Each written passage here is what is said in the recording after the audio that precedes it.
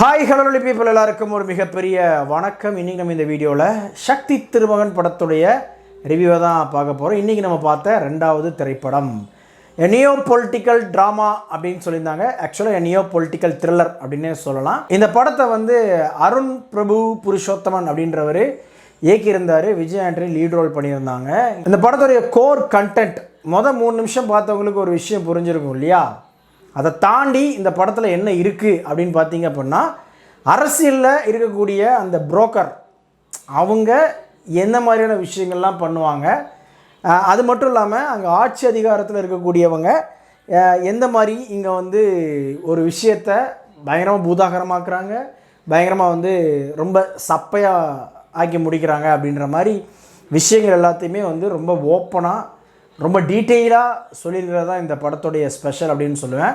First ஹாஃபை பொறுத்த வரைக்கும் jet speed, அந்த ஸ்க்ரீன் ப்ளே, குறிப்பாக விஜயாண்டி அவர்கள் அவருடைய கேரக்டர் எலிவேஷன் இருக்கு இல்லையா, அதை வச்சு அங்கே பண்ணக்கூடிய ஒவ்வொரு விஷயமே நம்மளுக்கு பயங்கரமாக சூப்பராக இருந்துச்சு. வாவ், இந்த மாதிரி ஒரு விஷயம் பண்ண முடியுமா அப்படின்ற மாதிரி நமக்கே ரொம்ப ஆச்சரியமாக இருந்தது. அதுவும் குறிப்பாக சில விஷயங்கள் அந்த கேரக்டர் பண்ணுறப்ப, அதாவது அந்த கிட்டுன்ற கேரக்டர் பண்ணுறப்ப, டேய் யாரா நீ ஒரு அரசியல் புரோக்கர் அப்படின்றாங்க, உனக்கு இவ்வளோ பெரிய கான்டாக்ட்ஸா அப்படின்ற மாதிரியான ஒரு சந்தேகமும் இந்த இடத்துல நமக்கு வராமல் கிடையாது. இன்ட்ரோல் பிளாக்கில் ஒரு சூப்பரான ஒரு ஹை மொமெண்ட்டோட ஒரு எப்படி சொல்கிறது, ஒரு ஒரு ஒரு ஒரு விடுகதையோடு நம்மளுக்கு இன்ட்ரோல் பிளாக் விட்றாங்க.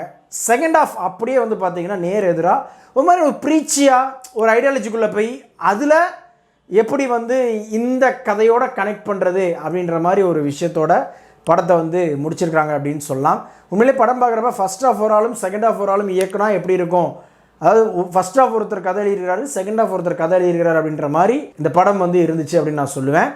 செகண்ட் ஆஃபை பொறுத்த வரைக்கும் இந்த திராவிட ஐடியாலஜி அப்படின்றது ஓகே, அதை கொண்டாடுறவங்க பயங்கரமாக ஆகா ஓகோ அப்படின்னு சொல்லி ஸ்லாகிப்பாங்க. பட் என்ன மேட்ரு அப்படின்னு சொன்னால், அதை எந்த இடத்துல இந்த கிட்டுன்ற கேரக்டர் பதிவு பண்ணிச்சு அப்படின்ற மாதிரி, அதாவது அதை பிரதிபலிக்கிற மாதிரி அந்த சித்தாந்தத்தை உள்வாங்கி இங்கே என்ன பண்ணிச்சு அப்படின்றது ஒன்று இருக்கு இல்லையா, அந்த கேள்விக்கு ப்ராப்பரான ஒரு கன்வின்சிங்கான ஒரு சீக்வன்ஸ் இல்லை அப்படின்றது தான் ரொம்ப வருத்தப்படக்கூடிய ஒரு விஷயமா நான் பார்க்குறேன். செகண்ட் ஹாஃபை பொறுத்த வரைக்கும் லாஜிக் அப்படின்றது கிலோ எவ்வளோ அப்படின்ற அளவுக்கு தான் படத்தோட இயக்குனர் பல இடங்களில் லாஜிக் மீறல்கள் பண்ணி வச்சுருந்தாங்க. ரொம்ப அந்த இடத்துலலாம் வருத்தமாக இருந்தது. ஃபர்ஸ்ட் ஹாஃப் என்னையே அப்படி கொடுத்துட்டு செகண்ட் ஹாஃப் இப்படி கொடுத்து வச்சுருக்க அப்படின்ற மாதிரியான ஒரு தாட் வந்துச்சு. விஜய் ஆண்டனி அவர் வழக்கமாக ஒரு ஜோனில் ஒரு படம் நடிப்பார் இல்லையா, அப்படியே ஒரு மாதிரி சிரிப்பு இருக்காது, ஒரு காமெடி இருக்காது, எதுவுமே இல்லாமல் பயங்கரமான இறுகின முகத்தோட அப்படியே நெஞ்சுக்குள்ளே எவ்வளோ 1000 வழி இருக்குது தெரியுமா எனக்கு அப்படின்ற மாதிரி ஒரு ஜோனுக்குள்ளே நடிப்பார் இல்லையா, அந்த மாதிரி ஒரு ஜோனில் இந்த படம் கரெக்டாக அமைஞ்சிருக்கிறதுனால அவருக்கு ப்ராப்பராக இந்த கேரக்டர் செட் ஆகிருந்துச்சு அப்படின்னு நான் சொல்லுவேன். பட் ஓவராலாக ஒரு படமாக பார்க்குறப்ப எந்த விதத்துலையுமே அந்த ஒரு எமோஷன் கனெக்டாக இருக்கட்டும் அல்லது ஐடியாலஜிக்கல் கனெக்டாக இருக்கட்டும், அது இல்லை அப்படின்றது தான் ரொம்ப பாவத்துக்குரிய ஒரு விஷயமாக நான் பார்க்குறேன். ரொம்ப சூப்பராக எடுத்து போக வேண்டிய ஒரு படத்தை ரொம்ப சுமாராக ஒரு மாதிரி கிண்டி கொடுத்துருக்காங்க அப்படின்றது என்னுடைய பாயிண்ட்டு. செகண்ட் ஆஃப் இன்னும் கொஞ்சம் பெட்டராக இருந்திருக்கலாம். ரொம்ப ப்ரீச்சி, சில சீக்வன்ஸ்லாம் பார்த்தீங்கன்னா கிட்டத்தட்ட ஒரு 3.5-4 நிமிஷத்துக்கு மேலே ப்ரீச்சியாகவே போயிட்டுருக்கும்.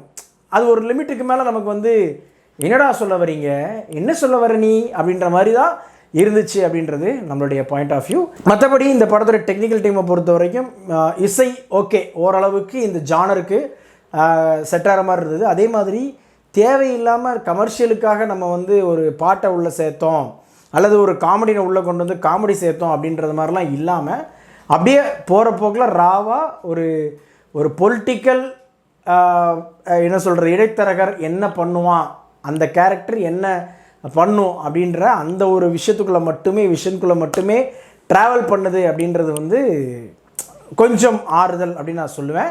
அதே மாதிரி அந்த ஆன்டகனிஸ்ட் கேரக்டருமே ஸ்ட்ராங்காக இல்லையோ அப்படின்றது என்னுடைய பாயிண்ட்டு.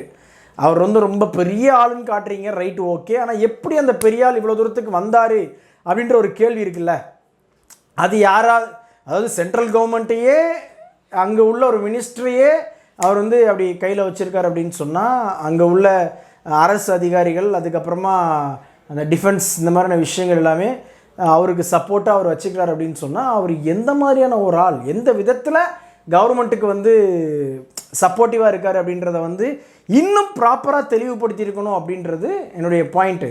இன்னொன்று 30 வருஷமாக அவர் வந்து அவருடைய அந்த கோலை நோக்கி போயிட்டுருக்கார் அப்படின்னா ஏகப்பட்ட ஆட்சிகள் மாறி இருக்கும். ஸோ எல்லா ஆட்சிலையுமே வந்து அவர் இதே வேலையை தான் பார்த்துட்டு இருந்தாரா அப்படின்றது எல்லாத்துக்குமே ஸ்ட்ராங்கான ஒரு பின்கதை அப்படின்றது வந்து இல்லை அப்படின்றது நம்மளுடைய பாயிண்ட். அது வந்து படத்தோடு நம்மளை வந்து ட்ராவல் பண்ண முடியாமல் பாதியிலே தத்தளிக்க விட்டுருக்கு அப்படின்றது தான் நம்மளுடைய பாயிண்ட் ஆஃப் வியூ. இந்த படத்துக்கு நம்ம ரேட்டுக்கு பார்த்தீங்கன்னா கண்டிப்பாக 5க்கு 3.25 கொடுப்பேன். வீடியோ பிடிச்சிருந்துச்சுன்னா லைக் பண்ணுங்கள், ஷேர் பண்ணுங்கள். சேனல்ஸோட வீடியோஸை ஒன்று பார்க்கணும் அப்படின்னா உடனே நம்ம சேனலை சப்ஸ்கிரைப் பண்ணுங்கள்.